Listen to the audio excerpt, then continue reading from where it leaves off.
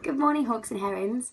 I woke up this morning feeling a bit creative. As you know, we're recapping our Blue Abyss topic and we're learning about the oceans again and the different zones of the oceans and the different creatures in our oceans. And I was thinking that perhaps you might want to have one of these creatures in your home. So I'm going to show you today how to make your own pet jellyfish with things that you should have around the house. This is something you can do by yourself, but you might want an extra pair of hands to help you, especially if you make a mess. So, the things you're going to need to make your jellyfish are some permanent markers. Felt tips might work, but I'm not entirely certain. You will need some thread. You will need a pair of scissors, though they don't need to be as big as these. You will need a plastic bag or a plastic sheet of some sort. And you'll need a bottle, preferably one that doesn't have any bumps or ribs on it, as it'll be nice and easy to see your jellyfish in something that is clear and straight. And you will need some water.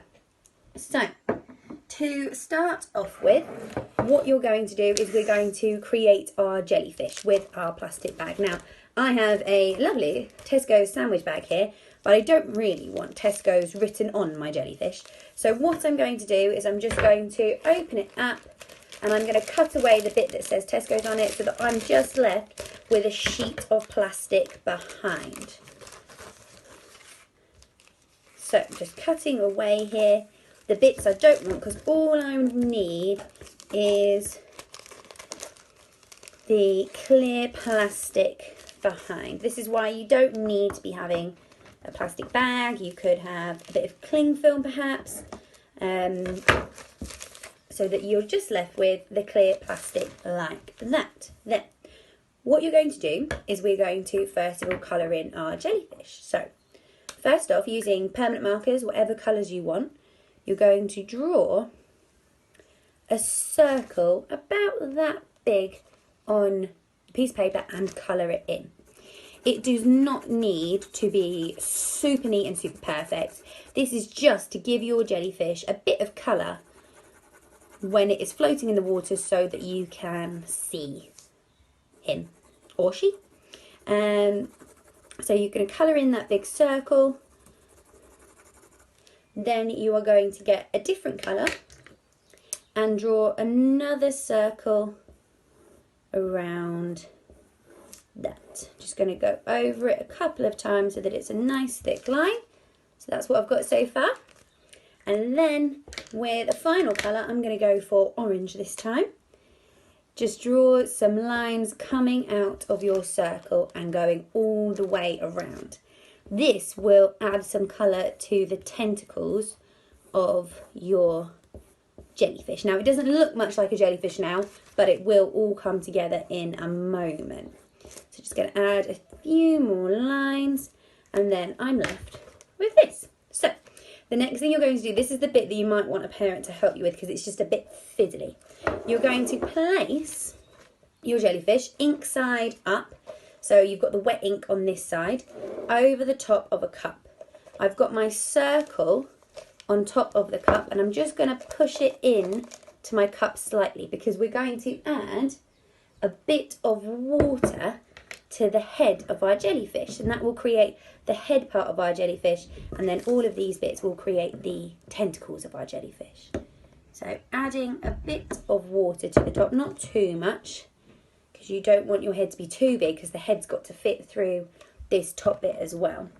And then using a bit of thread, there we go.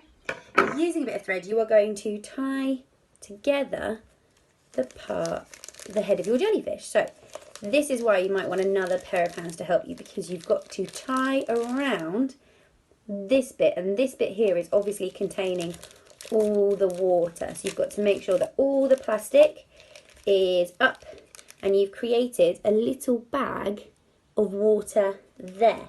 And you can see how that has made the colour of your jellyfish. Now this is why I think you might not be able to use felt tips, because if you use felt tips that aren't permanent marker, this bit might run. However, it might not matter. So if all you've got is felt tips, try it, and I'd be interested to see if it does work. Then you're just going to get your thread and you are going to tie around the bag.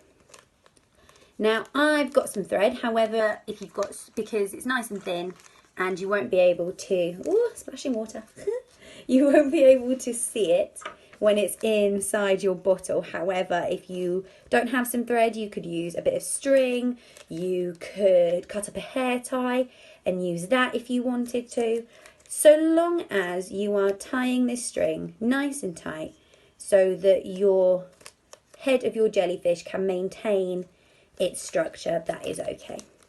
Now I'm adding a couple of knots so that my jellyfish is nice and secure. And then you can see that we're starting to make our sort of jellyfish shape.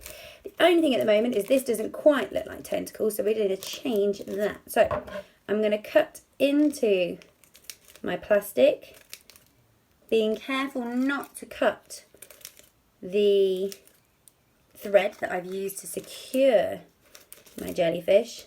Maybe give him a bit of a haircut so that he's starting to look more and more like a jellyfish. If you feel like you've got too much plastic in there, that's okay. You can cut off a bit. As you can see, as I've been cutting, bits of plastic have been falling off. This is also something you can do with, rather than using a brand new clean bag, I used a bag today that had a bit of food in it and that was going to be thrown away. So you could recycle it and use the plastic bags that are old, because you're not going to be using this water for drinking or anything.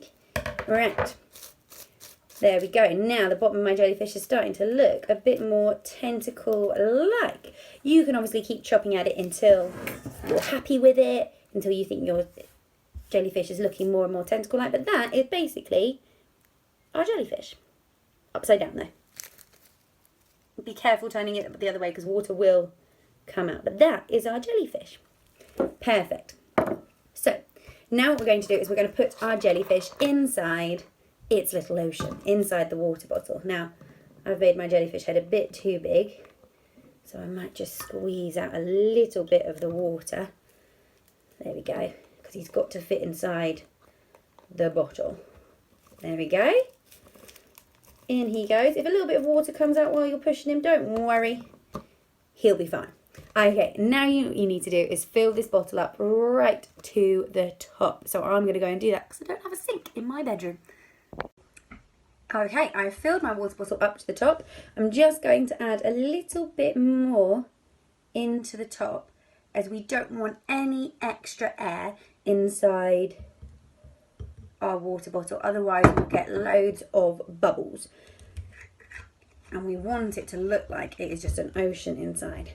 Then we need to tie this top really tight because we are going to turn our bottle upside down, so we don't want any water escaping.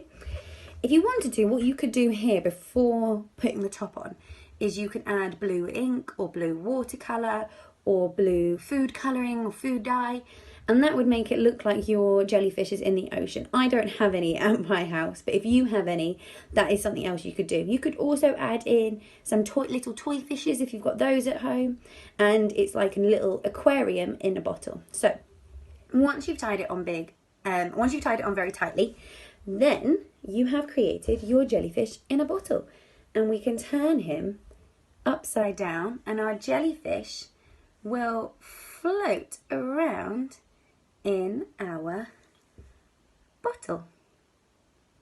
Now I wonder if any of you can tell me the science behind this. Why does our jellyfish always float to the top? And what makes him float around? So a final thing you can do to this is you can also add a light underneath it, and then it's like you've got a little jellyfish lava lamp. Brilliant. There we go.